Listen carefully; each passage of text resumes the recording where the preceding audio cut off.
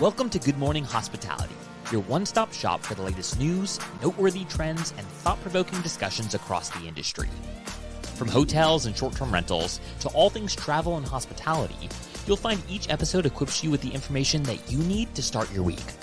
Join us on Good Morning Hospitality every Monday, wherever you get your podcasts.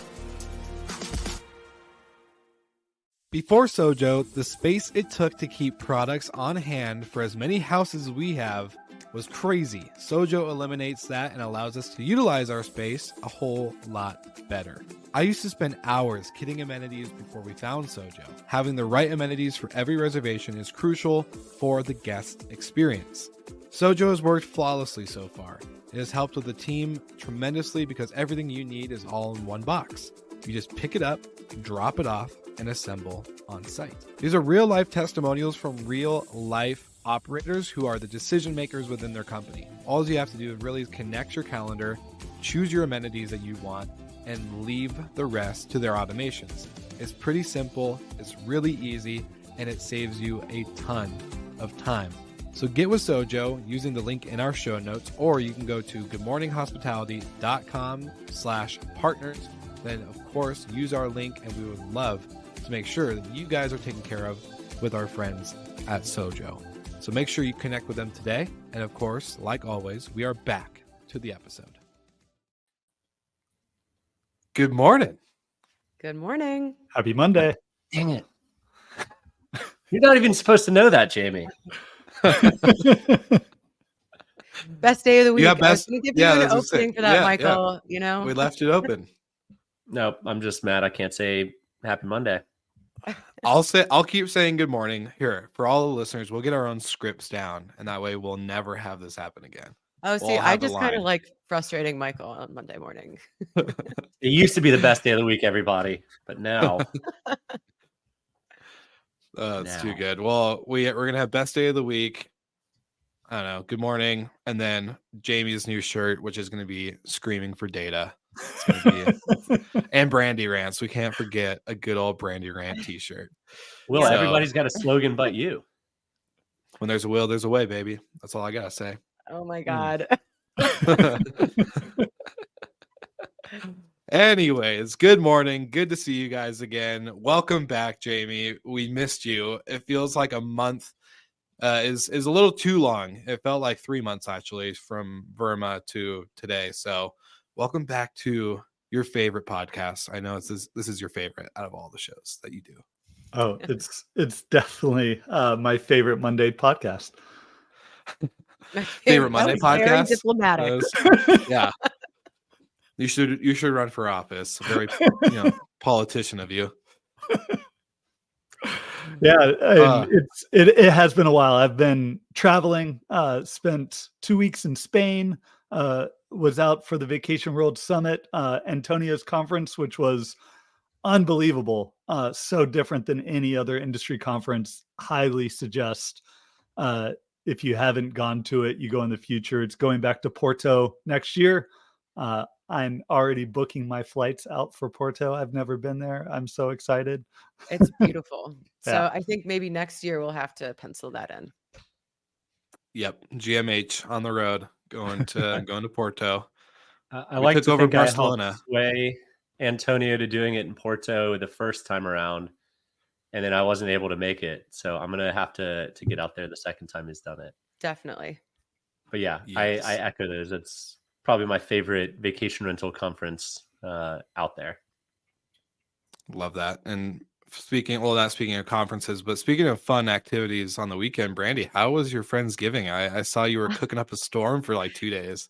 Yeah, I cooked for basically 2 days. I don't do like a potluck situation.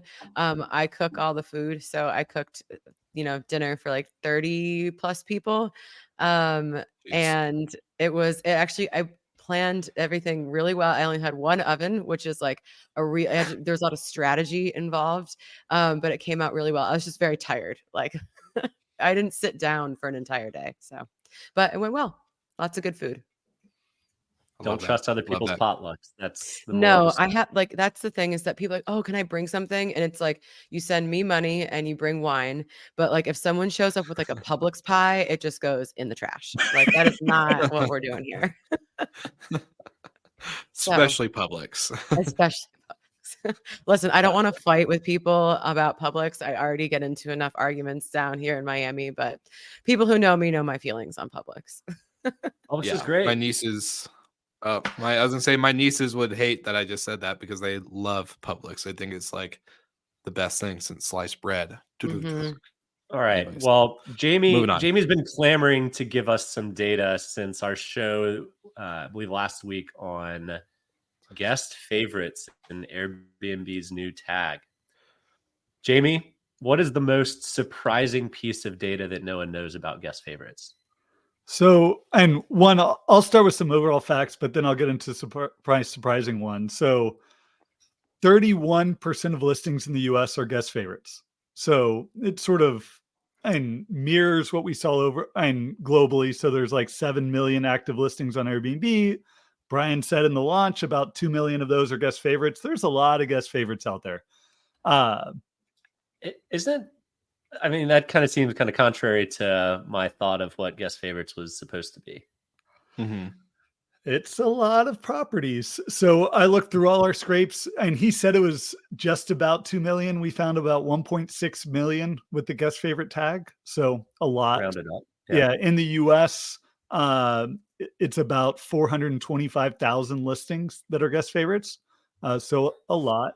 But what I was expecting, because typically large property managers have lower overall review scores. And it's just harder to get and consistently good scores. And that's a big part of the reason why most large property managers aren't super hosts.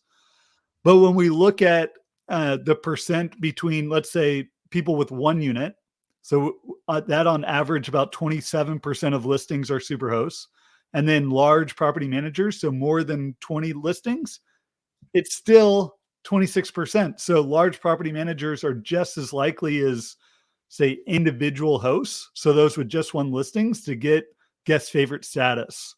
The sort of group that is much more likely to get guest favorite status is those with 2 to 5 listings, and that it's 54% of listings where hosts have 2 to 5 listings have guest favorite status. So there's almost like a sweet spot in there of just a few listings that you can manage really well and get a large percentage of those as guest favorites. Well, it seems like this is, actually a good opportunity for the larger players, because we're like, as you're saying, Superhost is kind of hard to achieve. So this is something that isn't on such a large, there isn't such a large time frame. You don't have to wait very long. It's very dynamic, and it gives some of the bigger operators maybe a chance to stick out more with one of those fun badges if you don't have Superhost. So I'm really thrown off that it's 30+% of properties are guest favorites. I mean, like I could go to 50 restaurants, but then I might only say 3 are my favorite. So it feels like it should be in the single digits. So is this just a kind of a ploy? They're another marketing scheme, a brilliant marketing scheme by Airbnb. Add a bunch of listings, add a bunch of properties, but actually just like kick them down the bottom, and then let's have the ones that make us more money by giving them this moniker. Yeah, I think it gets to, in the end, sort of the rate inflation and review score inflation that we see of like the average review score out there is 4.75. You've got guest favorites, you need to be 4.9 and above. That's a huge percent of listings are 4.9 and above. So we talked about this last week. What's your take on, everywhere you feel obligated to tip now, but it also feels like online, everywhere you feel obligated to give a 5-star. Oh yeah. Like, and especially you're a jerk if you don't, right? And especially if it's someone that only has like 1 or 2 listings and you give them a bad score and you sort of really hurt their earning potential as a person. Like I feel less bad about maybe giving Brandy a below 5 Jamie. score because that's the company. Like, but that's sort of the feeling people have. It's like it's much easier to give a company a low score than it is to For give sure. like Will if he's hosting a low score. Because, and what else is Will gonna do? Well, the thing is, like, it just, regardless of what size you are, to claw back from a 1 or 2 star review takes so many 5-star reviews. We've done the calculations, and I think it's like 19 5-star reviews for a 1 star. And I could correct my math, but like, it's something really, really high. That's half And the so, year. Yeah. yeah, exactly. And so, yeah, it's hard. Those low scores are tough. Not to mention one of them kicks you down, so now everyone else gets up higher, and the chances of you getting booked are lower. Yep. Exactly. Well, let's also talk about, like, there's been a lot of people, especially that I've been seeing on social media, that get the guest favorite badge, but they're not a 4.9. So why create this badge if you're not going to stick to the standard of 4.9? So I feel like maybe there's some like not like some inaccuracy. There's probably around some this recency whole- bias. Yeah, Yeah. definitely seeing some recency bias of like just because you got one star review like a year ago, and you're not getting your overall review score up, but you're getting a whole bunch of sort of recent 5-star reviews. I bet that's enough to trigger you back into guest favorites where your overall review score might be lower. So the other thing I thought would be fun is like the type of cities that have a high percent versus low percent. So there's some cities, or most large cities are really low percent, like Honolulu, New York, San Jose, Las Vegas. Less than 20% of the listings are guest favorites. And there's some areas like Asheville, North Carolina, St. George, Utah, Fayetteville, Arkansas. Over 45% of the listings are guest favorites. So my pop quiz for Brandy, where do you think Miami is? What percent of listings do you think are guest favorites? I feel like it's in the 10 to 15%, like 15 being really liberal. So let's go with 10. Well, 22%. oh, wow. Okay. I'm pleasantly surprised. I think, I mean, it makes more sense to me that people like those smaller towns, like you said, in Arkansas, that have a higher percentage. I think it's more like I don't know, people who are doing their home. There's maybe more care going into it. But yeah, like always, there's just a lot of competition in Miami. So one of the cool things for the industry, I think a lot of us have felt it over the past 6 months or this year. Stock prices have largely mirrored that, but over the last 30 days, we've seen Expedia's stock price jump by 40+%. Help us understand what's going on over there, Jamie. What happened? So, one, international travel happened this summer. It was massive.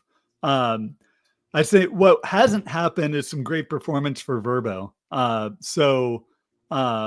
And still a large percent of Expedia's bookings come from their hotel supply, not necessarily a Vrbo supply. And we're seeing really massive differences in performance. And we see it in the short-term rental stocks or short-term rental players too. So where Vacasa and revenue down 8% year over year, Sonder revenue up 29% year over year. You've got an overall Vrbo revenue down and mid-single digits. You've got Airbnb revenue up 15%. Nights booked up 14%. Like you've got really dynamic changes within the market. And a big piece of this, you heard it in the hotel industry earnings calls, was just the real weakness across leisure markets and destination resort areas, just seeing really overall weak performance as international travel came back. We're looking at it in our data in terms of Americans and where they're going.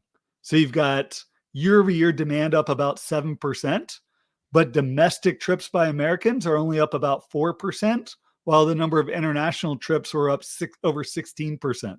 And when you look across Europe, performance has been doing really well. That's been playing to the overall performance for hotels from Expedia, is playing into Booking.com. They're seeing even stronger growth than Airbnb is, and also playing into Sonder's sort of strong growth. So they've got a lot of their supply is now hotel supply, a big presence in Europe now, and a big presence in being able to attract international guests coming into the US, given the type of markets that they're in. Yeah, so a lot going on behind the scenes. Not a whole lot attributable to Vrbo specifically, or no. Vrbo, we're actually seeing flat overall listing growth, where Airbnb is up 19%. So if you think about in this dynamic industry that we're at, if Airbnb is growing supply and revenue per available listings down, like Airbnb's growth is actually impacting Vrbo's sort of ability to continue to grow revenue. Well, I would expect a bleed over, depending on the changes that Airbnb's making to create loyalty between that 1 in 5 user group. I would expect more supply on Airbnb means more supply on Vrbo 6 months from now or a year from now. Maybe. And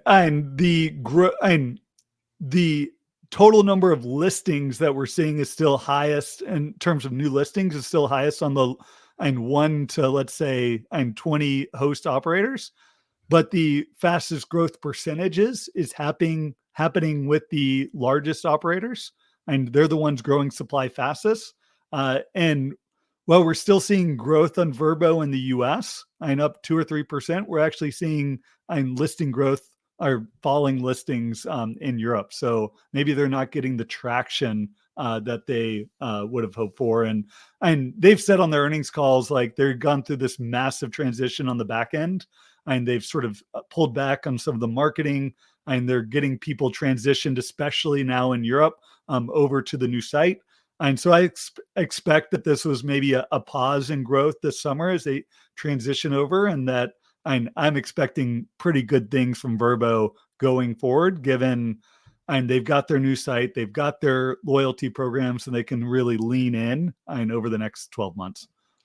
We have a good question from Caleb about the type of accommodation growth in Airbnb. So do you have that distinguished? Like, is it more shared spaces, or is this standalone homes that we're seeing the most growth in? Yeah, it's still standalone homes. Like, and Airbnb did their sort of relaunch of shared spaces, rooms. That has seen almost no impact on growth. I was not surprised. Yeah. Not surprised at all. I don't know. Even if you are like the nomadic type traveler, I don't see that being an attractive type of accommodation in my head. Like I want privacy. I want all the other stuff. So I don't know. Just doesn't seem like it was something that was going to take off in my head. No, and it makes sense if they were able to make it work, because those listings are all essentially going to be exclusive to Airbnb. They're not cross-listing other platforms. So if they could actually get people adding that supply again and staying in that supply, and it'd be great for the business. But we're still not seeing that really grow yet. Yeah. So we had one other question from Jimmy, who worked at Airbnb for a long time.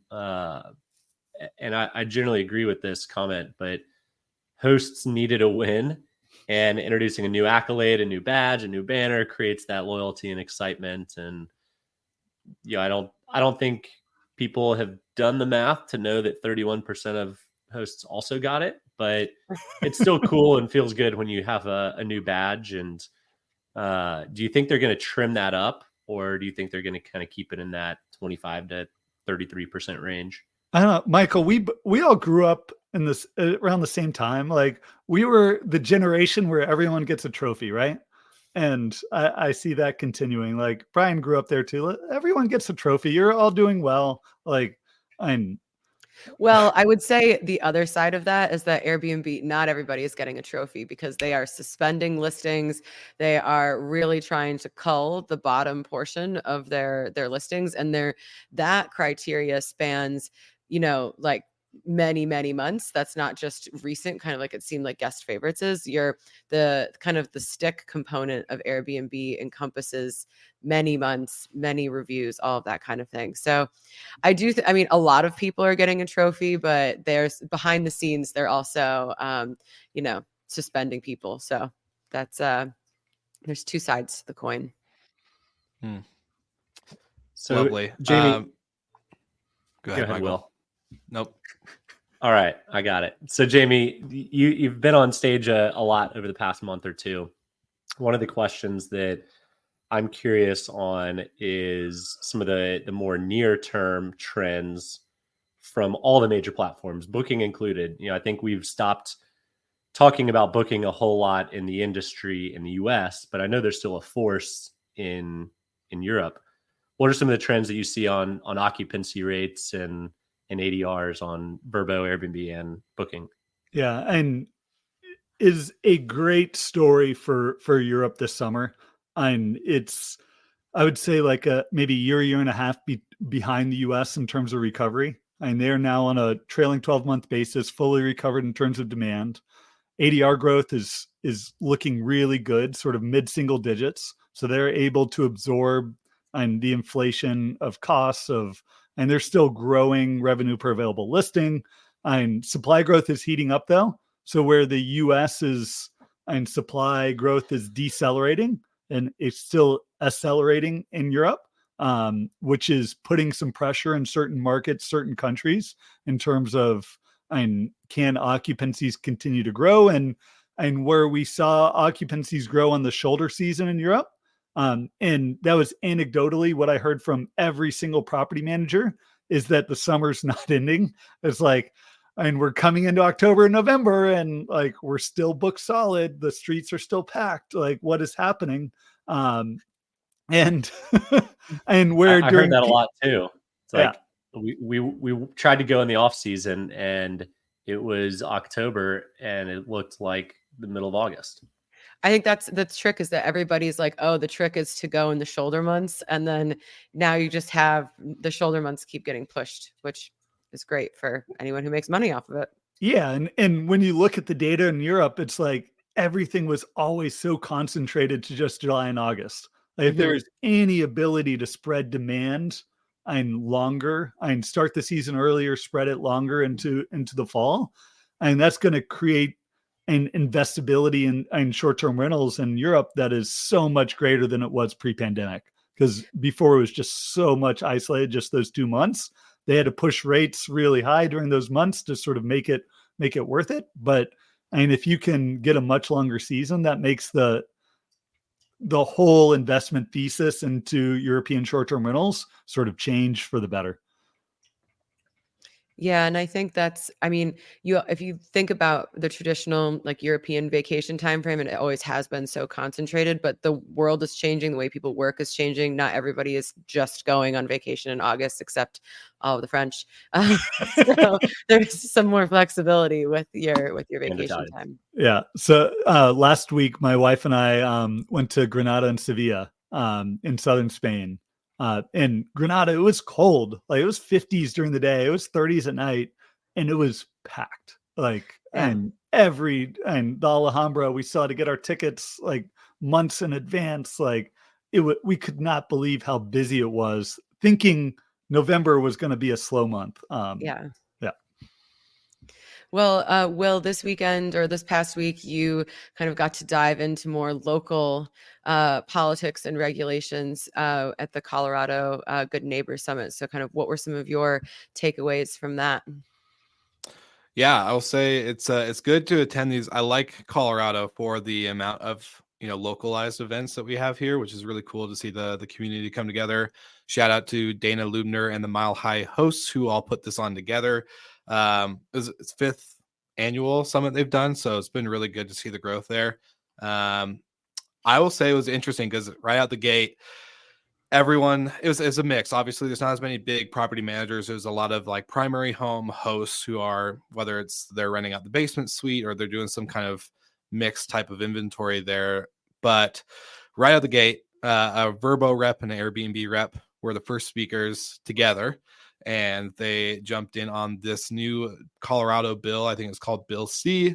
So forgive me if I butcher anything on this, but basically the notes I took away from their slides in the conversation is that if you rent your home over 90 days, the primary home over 90 days, then your tax basically increases 400% from 6.7 to 27.9. And there's also some, Jamie, you'll love this part because it involves data and privacy and security, but they're trying to create a statewide database of these hosts and operators.